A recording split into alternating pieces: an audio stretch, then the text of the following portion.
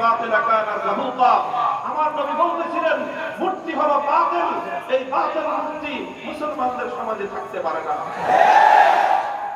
এরপরে একটি মূর্তি বাইতুল্লাহ শরীফের ভিতর থেকে, কাবা শরীফের ভিতর থেকে বের করা হলো। মূর্তিটি তারা নাম রেখেছে খলিলুল্লাহ ইব্রাহিম আলাইহিস সালামের মূর্তি। ইব্রাহিম আলাইহিস সালামের মূর্তি একটি বের করা হলো। আল্লাহর নবী এই মূর্তিটা দেখে সবচেয়ে বেশি রাগ এবং ক্ষোভ প্রকাশ করলেন। অন্য কোন মূর্তিতে আমার নবী এতটা ক্ষুব্ধ হন নাই, স্বয়ং ইব্রাহিম আলাইহিস সালামের মূর্তি দেখে আল্লাহর নবী যতটা ক্ষিপ্ত হয়েছেন।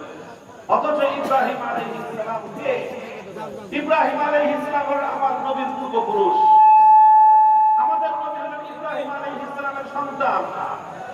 আমাদেরকে বলা হয়েছে মিল্লাতা আবিকুম ইব্রাহিম, আমরা সকলে ইব্রাহিম আলাইহিস সালামের সন্তান।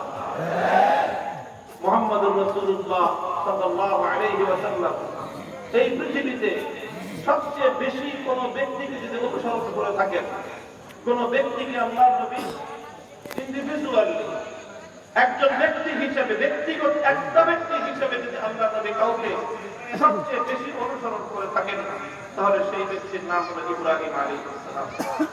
কারণ তিনি তার পূর্বপুরুষ, বাবার বাবা মানেই বাবা। সেই বাবার মূর্তি দেখে আল্লাহর নবী কি বলেছিলেন? কি ছিল নবীজির প্রতিক্রিয়া? নবীজি বলেন কাতালাহুমুল্লাহ, কাতালাহুমুল্লাহ, আল্লাহ এই বেঈমান কুরাইশদেরকে ধ্বংস করুক যে তারা ইব্রাহিম আলাইহিস সালামের নামে ভণ্ডবীর মূর্তি বানিয়েছে। তারা ইব্রাহিম আলাইহিস সালামের হাতের মধ্যে জুয়ার খড়ি ঝুলিয়ে দিয়েছে। এই কথা বলে আল্লাহর নবী নিজ হাতে ইব্রাহিম আলাইহিস সালামের বানানো সেই মূর্তি ভেঙে গুড়িয়ে দিয়েছিলেন। আমি সেদিন বলেছিলাম নিজের পূর্বপুরুষদের মূর্তি বানানো এটা মুহাম্মদুর রাসূলুল্লাহ সাল্লাল্লাহু আলাইহি ওয়াসাল্লামের আদর্শের অনুসরণ নয়, বরং যারা নিজেদের পূর্বপুরুষদের মূর্তি বানায়, মক্কার আবু জাহলরা বানিয়েছিল ইব্রাহিম আলাইহিস সালামের মূর্তি, আজও যারা নিজেদের পূর্বপুরুষদের মূর্তি বানাবে তারা নবী মুহাম্মদ আরবি সাল্লাল্লাহু আলাইহি ওয়াসাল্লামের আদর্শের অনুসারী হতে পারে না। শান্তভাবে বললাম, অনেকভাবে বুঝাই দিলাম, বুঝালাম, চেষ্টা করলাম, কোরআনের রেফারেন্স গুলো দিলাম। ভালো লাগলো না, ভালো লাগলো না আমাদের কথা। আমরা আমাদের শত্রুতে পরিণত হলাম। আমার বিরুদ্ধে ব্যক্তিগত ভাবে তিনি ক্ষুব্ধ হয়ে উঠলেন। আমার বিরুদ্ধে এমন কোন ষড়যন্ত্র নাই যেটা তিনি করবেন না। জাতীয় সংসদ দাঁড়িয়ে তিনি আমাকে আঘাত করার চেষ্টা করলেন, ঘায়েল করার চেষ্টা করলেন। একদিন দুদিন নয়, বন্দি করে 3 বছর আমার সকল সঙ্গী সাথী প্রায় 1200 সাথী সহ 1200 সঙ্গী সহ আমরা কারারুদ্ধ হলাম। 40 দিন পুলিশের রিমান্ডে থেকেছি এক চিল্লা। আমার 1200 সঙ্গী সাথী সব রিলিজ, আমাকে ছাড়ে না। নির্বাচন করলেন, তাও ছাড়ে না। নির্বাচন করে যখন ক্ষমতা পাকাপোক্ত হলো, মনে করলো যে এখন আর কোনো ভয় নাই, তারপরে আমাকে ছাড়ে না। তো মনে করেছিলেন কোনো ভয় নাই। দেশের মানুষও মনে করছিল যেইভাবে সাজায়া করছে আর প্যান্ডা ভাঙিয়ে পড়া যায় না কিছু নেই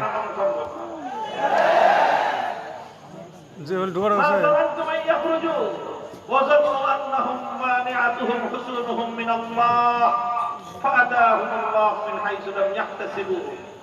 আমরা মনে করতাম যেইভাবে সাজাইছে, পুলিশ সাজাইছে, র‍্যাব সাজিয়েছে, প্রশাসন সাজানো, এই বসেন ভিতরে যা হাতের গুলো লাগাইছে। তারপরে আবার প্রতিবেশী এত বিশাল রাষ্ট্র, তারা এই দেশের জনগণের প্রকাশ্য প্রতিপক্ষ হয়ে দাঁড়িয়ে স্পষ্ট ঘোষণা দিল যে কোনো মূল্যে এদেশের সমস্ত মানুষের মতামতের বিপরীতে হলেও সেই হাসিনা সরকারকেই তারা ক্ষমতায় বহাল রাখবে। এই ঘোষণা দেওয়ার পর এবং এই ধরনের কার্যকলাপ পরিচালনা করার পর দেশের প্রায় সব মানুষই এই আশা ছেড়ে দিয়েছিল যে জীবদ্দশায় বুঝি আর কোনোদিন এই সরকারের পতন হবে না।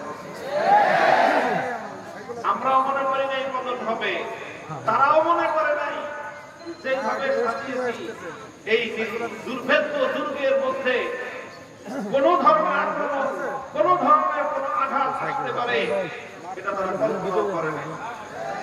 আমার আল্লাহ বলেন ফাআতাহুমুল্লাহু মিন হাইসু লাম ইয়াহতাসিবু, ফাআতাহুমুল্লাহু মিন হাইসু লাম ইয়াহতাসিবু। আল্লাহ পাকের সুন্নাতুল্লাহ, আমার আল্লাহর নীতি হলো যে কোন কাফের শাসক যদি চালায়, রাষ্ট্র চালায়, আল্লাহ তাকে ধরেন না। কিন্তু কোন মুসলমানও যদি জুলুমের সঙ্গে, রাষ্ট্রের নাগরিকদের সঙ্গে, দেশের প্রজাদের সাথে, দেশের মানুষ এবং জনগণের সঙ্গে যদি অন্যায় করে, অবিচার করে, বৈষম্য করে, জুলুম করে, আল্লাহ সে মুসলমান হলো, সে জালেমকে আল্লাহ বেশি দিন ক্ষমতায় থাকতে দেন না। এটা আল্লাহর ওয়াদা এবং এটা আল্লাহর নীতি।